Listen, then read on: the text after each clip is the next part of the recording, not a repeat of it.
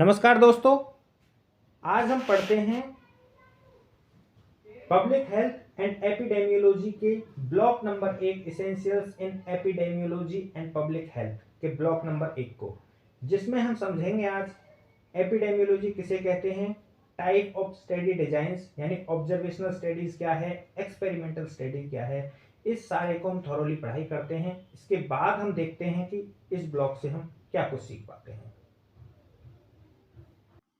आइए दोस्तों, सबसे पहले हम एपिडेमियोलॉजी के बारे में समझते हैं। एपिडेमियोलॉजी साइंस की वो शाखा है जिसके अंदर हम ह्यूमन हेल्थ एंड डिजीजेस के बारे में पढ़ते हैं, मतलब मानव स्वास्थ्य एंड उनसे जुड़ी हुई बीमारियों के बारे में हम पढ़ते हैं। That is called epidemiology. अगर मैं डेफिनेशन की बात करूं तो epidemiology is defined as the study of the distribution and determinants of health related states or events in specified population। मतलब एक स्पेसिफाइड पॉपुलेशन में डिस्ट्रीब्यूशन कैसे वो चीज फैलती है और डिटर्मिनेंट्स कैसे हम उस पर कंट्रोल पा सकते हैं, that is called epidemiology. and the application of this study to the prevention and control of health problems। और साथ साथ में हम जो ये बीमारी हैं, हेल्थ प्रॉब्लम्स हैं, इसको हम कैसे रोक सकते हैं, कैसे कंट्रोल कर सकते हैं, ये सारी जितनी भी प्रोसेस है इस सब को हम एपिडेमियोलॉजी के अंदर रखते हैं। नाउ अब बात करते हैं हम टाइप ऑफ स्टडी डिजाइंस। कहने का मतलब है कि हम जो स्टडी डिजाइन है यानी पढ़ने का जो स्टाइल कह सकते हैं, किस तरीके से इसको पढ़ें कि भाई हम कैसे पता लगाएं कौन कौन जिम्मेदार है इस बीमारी के लिए, क्या कुछ होता है, उसको समझने के लिए हमने इसको आसान भाषा में दो भागों में डिवाइड कर दिया है, ऑब्जर्वेशनल स्टडीज, एक्सपेरिमेंटल स्टडीज। सबसे पहले हम बात करते हैं ऑब्जर्वेशनल स्टडी किसे कहते हैं। देखिए, ऑब्जर्वेशनल स्टडी दो प्रकार की होती है, descriptive studies, analytical studies. In descriptive studies only description about the disease is made, यानी सिर्फ बीमारी के बारे में बताया जाता है। डिस्क्रिप्टिव स्टडीज में कुछ साइंटिफिक स्टडी नहीं की जाती या किसी प्रकार का कोई वो नहीं किया जाता, एक्सपेरिमेंट नहीं किया जाता, मतलब कुछ नहीं, सिर्फ बताया जाता है। जैसे एक एग्जाम्पल के हम एक एग्जाम्पल लेते हैं, उससे हम आपको आसान भाषा में समझा पाएंगे। मान लीजिए एक जगह ऐसे एक रिपोर्ट्स होती है कि भाई कुछ एक मरीज दम घुटने से डेथ हो रही है। आप बात समझना अब इसको। तो डिस्क्रिप्टिव स्टडीज मतलब होता है सिर्फ हमें रिपोर्ट किया गया, बताया गया कि भाई फलाने हॉस्पिटल में इस तरह के मरीज आ रहे हैं कि दम घुट रहा लोगों का और डेथ हो रही है उनकी। That is called descriptive studies। Analytical studies, in analytical study relationship of variables with disease is described। मतलब एनालिटिकल में क्या होगा कि बताया जाएगा कि भाई जो दम घुट रहा है, कोई एक गैस ऐसी रिलीज हुई है जिसकी वजह से दम घुट रहा है और लोग मर रहे हैं। मतलब एनालिटिकल में हमें गैस का माध्यम बताया गया कि कोई पॉइजनस गैस लीक हुई है जिसकी वजह से लोगों का दम घुट रहा है। क्लियर हो गया। डिस्क्रिप्टिव में सिर्फ इतना बताया गया था कि लोगों की डेथ हो रही है, दम घुट गया उनका, और एनालिटिकल में बताया गया कि गैस रिलीज हुई है जिसके कारण में दम घुट रहा है एंड डेथ हो गई। ये थोड़ा सा डिफरेंस है इसमें। नाउ बात करते हैं डिस्क्रिप्टिव को और थोड़ा सा एलेबोरेट करने की। ये case reports and case series पे डिपेंड करता है। एक एग्जाम्पल से समझते हैं। जैसे मान लीजिए वही दम घुटने वाले मरीज, एक अनयूजुअल सिम्टम हो गया, ये कोई आम सिम्टम तो नहीं है कि भाई दम घुट गया किसी का भी, तो ऐसा कोई भी केस हॉस्पिटल में रिपोर्ट करता है जिसके सिम्टम्स थोड़े से अनयूजुअल हों, कुछ अलग से कुछ वो कर रहा हो, भाई गले को पकड़ रहा है, एकदम दम सा घुट रहा है, आंख सी लाल हो रही हैं, तो कुछ इस तरह के करेक्टर्स आ रहे हैं पेशेंट के अंदर में और उसकी डेथ हो जा रही है। तो ये हमें जो बताता है, ये बताता है हमें केस रिपोर्ट। इसको हम केस रिपोर्ट बोलते हैं। यानी कोई एक फ्रेश केस आया, ध्यान से समझना, कोई एक फ्रेश केस आता है, उसके अंदर कुछ बीमारी वाले सिम्टम्स होते हैं, जो पता नहीं चल पाता क्या है नहीं है, उस पर डॉक्टर बाद में देखेंगे क्या है, बट उस रिपोर्ट को, उस मरीज को जो जो आया है, that is called case report. Now अब बात करते हैं केस सीरीज के बारे में। देखिए, इसी तरीके के अगर कई मरीज आने लगे हॉस्पिटल में, भाई एक पहले में आया था केस रिपोर्ट में सिर्फ एक मरीज आया था तो केस रिपोर्ट हो गया। अगर इसी तरह के 10 मरीज या 15 मरीज आ जाए हॉस्पिटल में और उनकी कॉमन प्रॉब्लम हो सारी, सेम दम घुट रहा हो, गले पकड़ रहे हों और आंखें लाल हो रही हों, तो उसको हम कहेंगे केस सीरीज। मतलब number of patients are in. इस सब को हम डिस्क्रिप्टिव स्टडीज के अंदर में रखते हैं। नाउ अब बात करते हैं हम एनालिटिकल स्टडीज।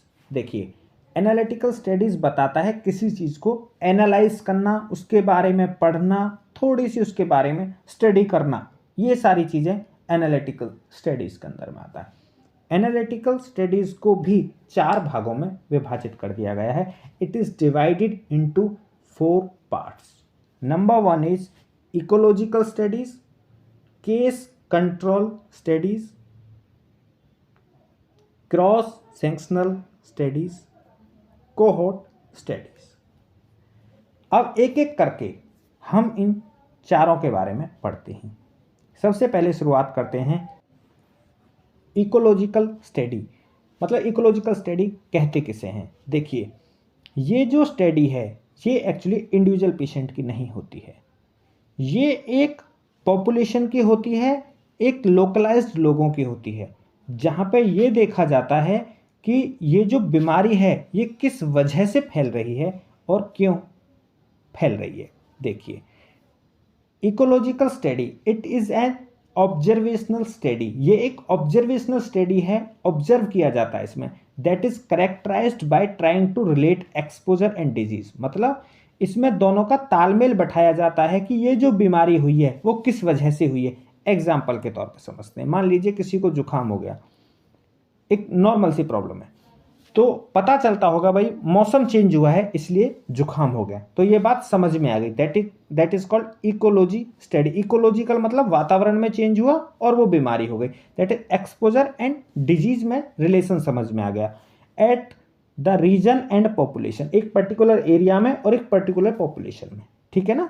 तो ये क्या, rather than at the individual level, ये इंडिविजुअल लेवल पे नहीं होता है कि भाई एक आदमी को जुकाम हो गया तो मतलब कोई बीमारी हो गई। ये कोरोना का कैसे पता चला? ऐसे ही तो पता चला कि mass population are being suffered by a particular disease, है ना। तो क्या हो गया कि जब ज़्यादा लोग किसी बीमारी से ग्रसित हो जाएं तो हम उसको इकोलॉजिकल स्टडी के अंदर रखते हैं। तो ecological study are often use to measure prevalence of incidence and disease. मतलब prevalence of disease and incidence of disease, यानी पुख्ता हो जाती है कि ये जो रेयर बीमारी है, particularly when disease is rare, मतलब जब कोई ये रेयरली कोई डिजीज आती है कि अलग से कोई थोड़ी सी बीमारी हो जाए तो उसमें पता किया जाता है कि अब वातावरण में ऐसा क्या चेंज हो गया, कहाँ ऐसी गड़बड़ हो गई कि ये लोग इस बीमारी से सफ़र कर रहे हैं, इस पर्टिकुलर इलाके के लोग। That is called ecological study.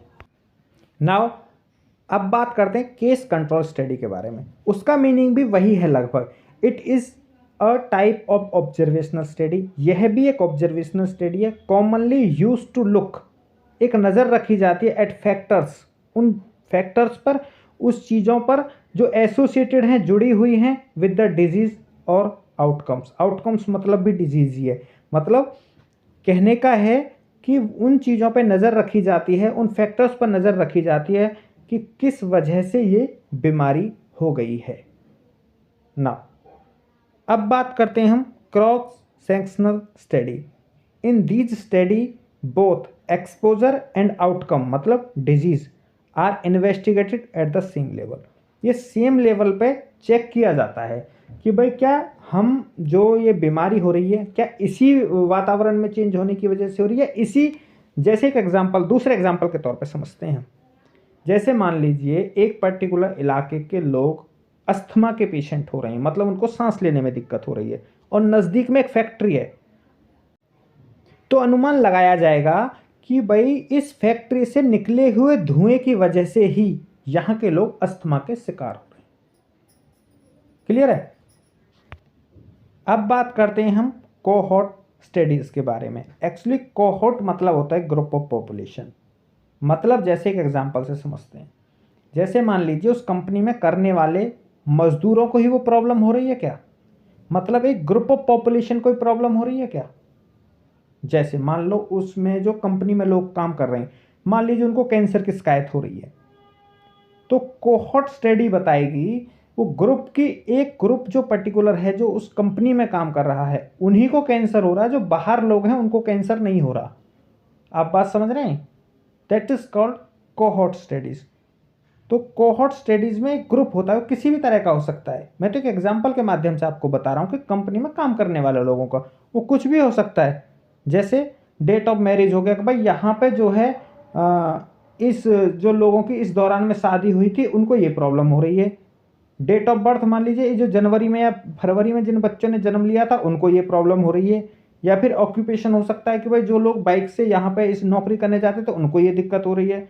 या कोई सिटी पॉपुलेशन एक पर्टिकुलर इलाका है कि यहाँ के लोगों के दिक्कत, या कुछ भी हो सकता है कोहोर्ट स्टडी में। कोई ये जरूरी नहीं है कि जो कंपनी में काम करने वालों की बात हो रही है ना। अब बात करते हैं हम एक्सपेरिमेंटल स्टडीज के बारे में। The experimental type of study design is employed to find the etiology of disease. मतलब एटियोलॉजी मतलब कारण, बीमारी का कारण क्या है उसको पता लगाना है। किसको? कि भाई ये बीमारी क्यों हो रही है।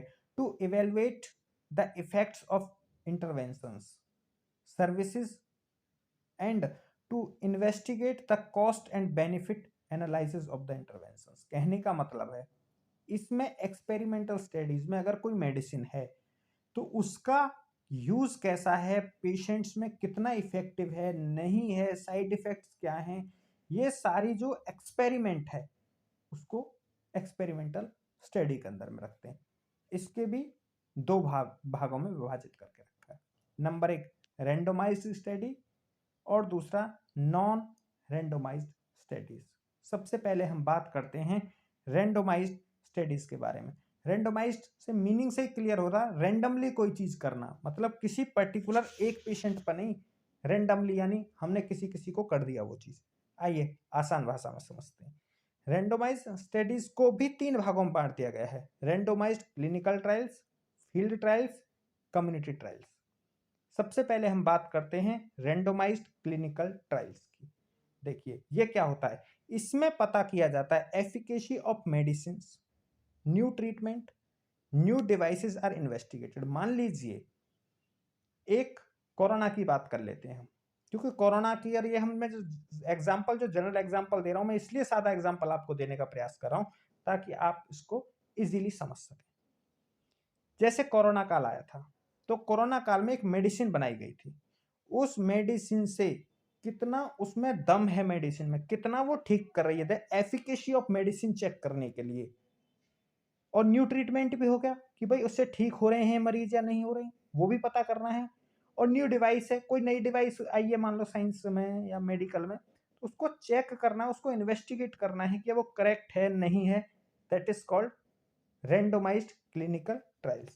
The kind of study design is useful to study an effect of single intervention on multiple outcomes.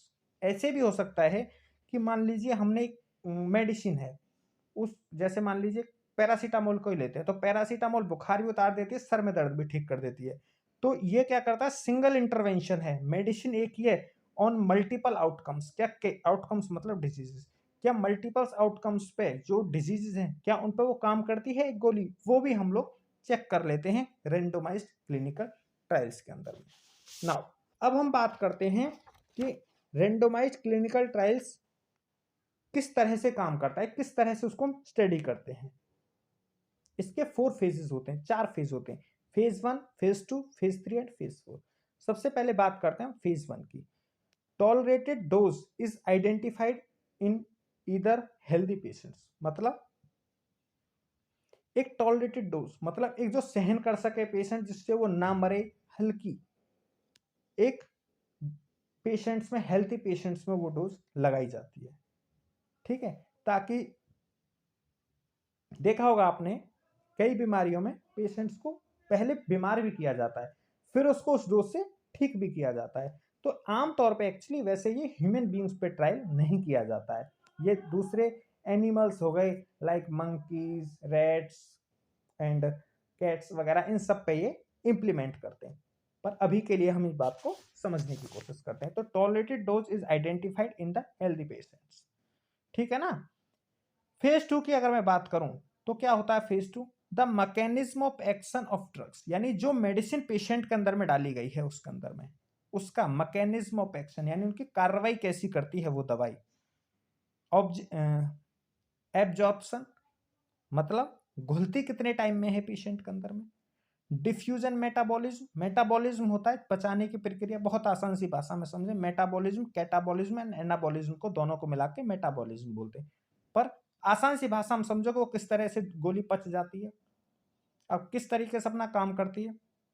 And excretion details of drug, मतलब पचने के बाद में वो ड्रग हमारे जो वॉशरूम में तक आउट होने की जो प्रक्रिया है उस स्टडी को हम एक स्मॉल ग्रुप ऑफ पेशेंट्स पर पढ़ते हैं। ऐसा नहीं है कि हमने कोई नई मेडिसिन लिया और 100 पेशेंट्स में एक साथ एंट्री कर दी, तो भैया जब एक साथ 100 पेशेंट्स में इंजेक्ट कर देंगे तो 100 के 100 पेशेंट मर गए तो फिर क्या होगा।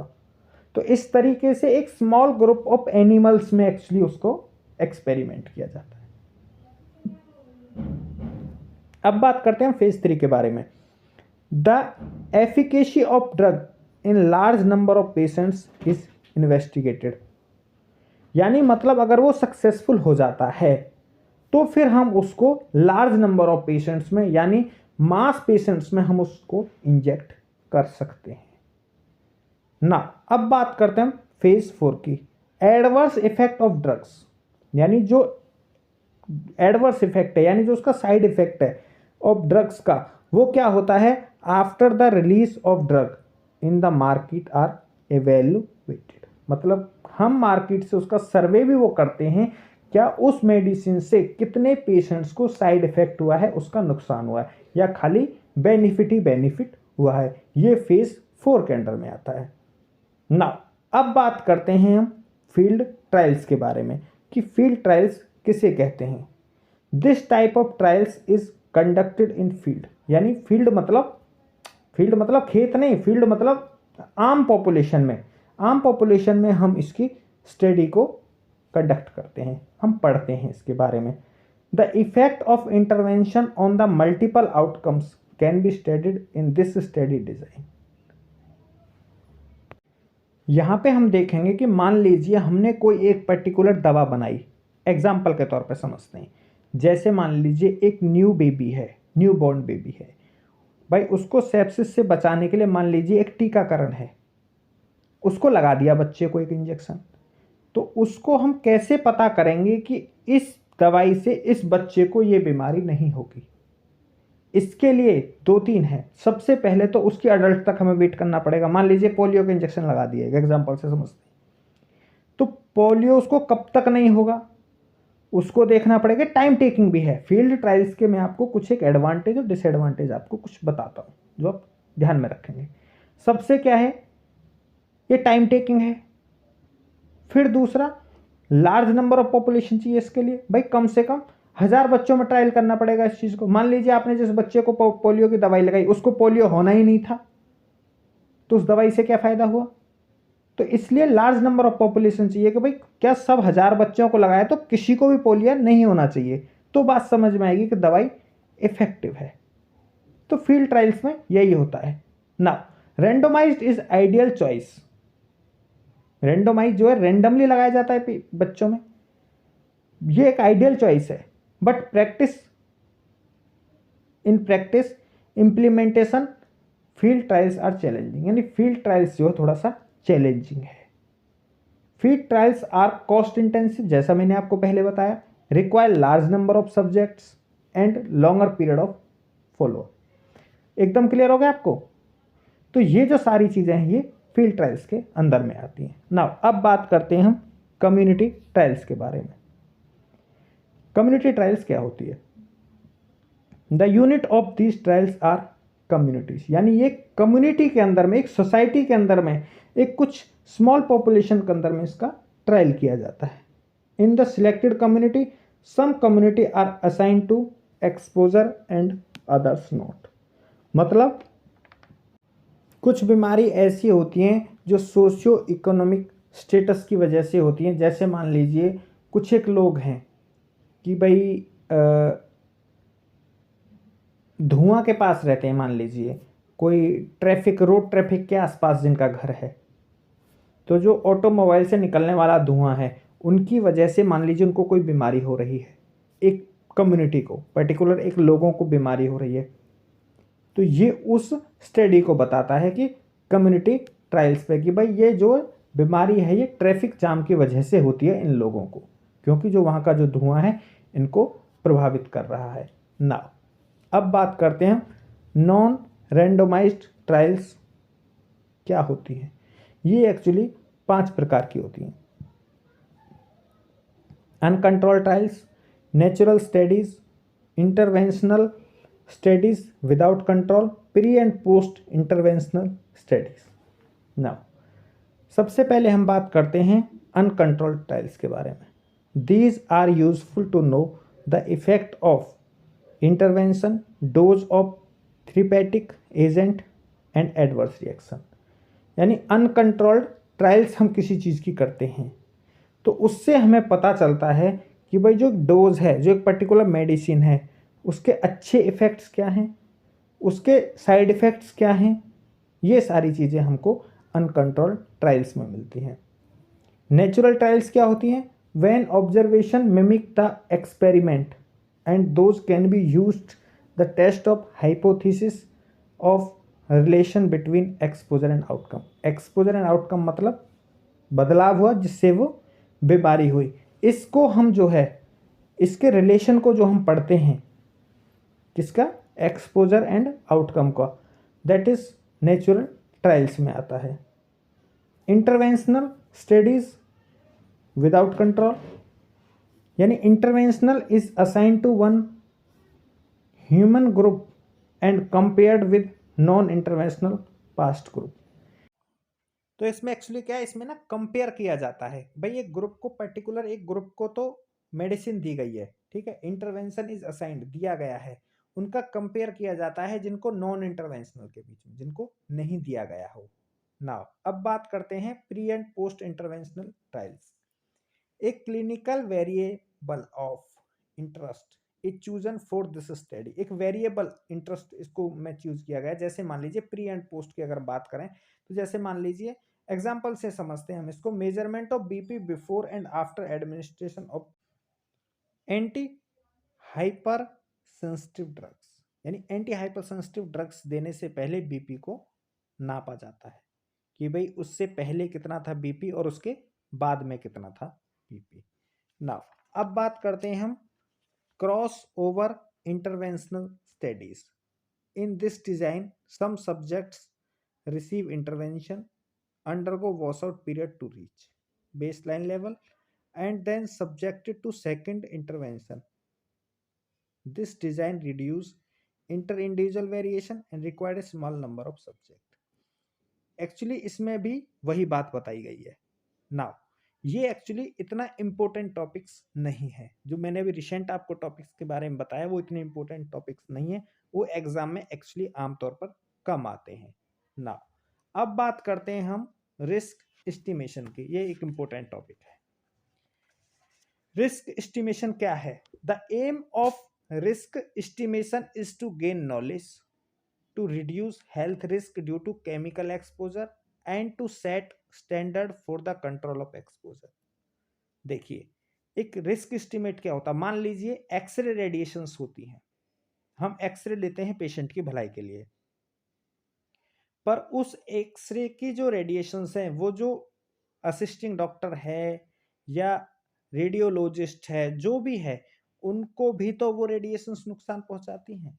तो उन पे कैसे कंट्रोल करना है, उनको कैसे बचना है उनसे, ये सारी जो चीजें हैं ये हम सब रिस्क एस्टिमेशन के अंदर में रखते हैं। रिस्क एस्टिमेशन को एक्चुअली 4 स्टेप्स में समझा जाता है। देखिए नंबर 1 हैजार्ड्स आइडेंटिफिकेशन, दूसरा dose response assessment, exposure assessment, risk characterization. सबसे पहले हम बात करते हैं हैजार्ड्स आइडेंटिफिकेशन की। Investigate what type of harm and risk happen due to the exposure. सबसे पहले हमें यह समझना है कि जो मान लीजिए एक्सरे रेडिएशंस को ही ले लेते हैं कि एक्सरे रेडिएशन से हमें कितना नुकसान होगा और हमारे शरीर में क्या नुकसान होगा, that is called hazards identification, कि उसकी पहचान करना कि हमें कितना नुकसान होगा।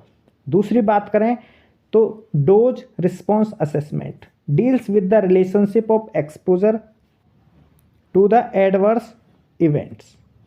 कहने का मतलब है कि वो रिलेशनशिप, वो संबंध एक्सपोजर से कितना नुकसान होने वाला है, that is called dose response assessment. Example से समझते हैं। मान लीजिए आपने 2 एक्सरे लिए, तो उससे तो आपको कोई इतना बड़ा नुकसान नहीं हो सकता क्योंकि वो तो एक्सपोजर पेशेंट ने भी लिया है। पर अगर मान लीजिए आप कंटिन्यूस एक्सपोजर में हैं, मान लीजिए आप दिन के 100 एक्सरे कर रहे हैं और 1 महीने तक करते लगातार, तो 1 दिन में 100 तो 30 दिन में आपके हो गए 3000 एक्सरे। तो अगर 3000 एक्सरे का रेडिएशन आप खाते हैं या आपका बॉडी उनको एब्जॉर्ब करता है तो आपको कितना बड़ा नुकसान हो सकता है, ये मायने रखता है। तो डोज रिस्पॉन्स असेसमेंट्स कि आप कितना एक्सरे कर रहे हैं और दिन का कितने कर रहे हैं, ये मायने रखता है। उसकी डोज कितनी है हैजार्ड्स की, वो समझना जरूरी होता है ना। अब बात करते हैं हम एक्सपोजर असेसमेंट के बारे में। Is the process of estimating measuring the magnitude, frequency and duration of exposure to an agent. कहने का मतलब है इसमें एक्सपोजर असेसमेंट भी डिपेंड करता। मान लीजिए आप एक बड़ा एक्सरे लेते हैं, जैसे मान लीजिए आप एक CBCT ले रहे हैं या फिर एक दूसरा कोई बड़ा एक्सरे ले रहे हैं और एक छोटा सा एक एक्सरे ले रहे हैं। आप मान लीजिए IOPA ले रहे हैं, मान लीजिए आप डेंटल का एक एक्सरे ले रहे हैं और एक तरफ आप CBCT कर रहे हैं या CT स्कैन वगैरह कर रहे हैं या फिर NCCT हेड कर रहे हैं, यानी कुछ भी आप एक मेडिकल का कोई बड़ा टेस्ट कर रहे हो, तो वहाँ का जो एक्सपोजर है एक छोटे से दांत के एक्सरे से तो बहुत ज़्यादा है। तो ये जो एक्सपोजर असेसमेंट है ये भी मायने रखता है कि आप अगर 3000 एक्सरे कर रहे हो तो किस चीज़ के कर रहे हो, क्या आप 3000 CBCT कर रहे हो या आप डेंटल के 3000 एक्सरे कर रहे हो, तो उसको भी हमें क्या है मायने रखता है कि एक्सपोजर असेसमेंट क्या है। Risk characterization involve combined approach which uses both exposure assessment and dose response assessment data to predict the health risk to the population। Clear हो गया। रिस्क करेक्टराइजेशन में क्या हो गया कि एक्सपोजर असेसमेंट कितना है आपका, एक्सपोजर असेसमेंट एंड डोज कितना ले रहे हैं, वो सारा जो है इसमें आता है रिस्क करेक्टराइजेशन में। यूनिट 1 हमारी कंप्लीट हो गई दोस्तों। इसमें हम जो देखते हैं ये थोड़ा सा एक बोरिंग टॉपिक है, ये थोड़ा सा इंटरेस्टिंग टॉपिक नहीं है, इसलिए इसको बड़े ध्यान से समझना है और उसके नोट्स बना लेने हैं, तभी आप इसको याद कर पाएंगे। ऐसी ही वीडियोस देखने के लिए हमारे चैनल को सब्सक्राइब ज़रूर करें। Thank you for watching.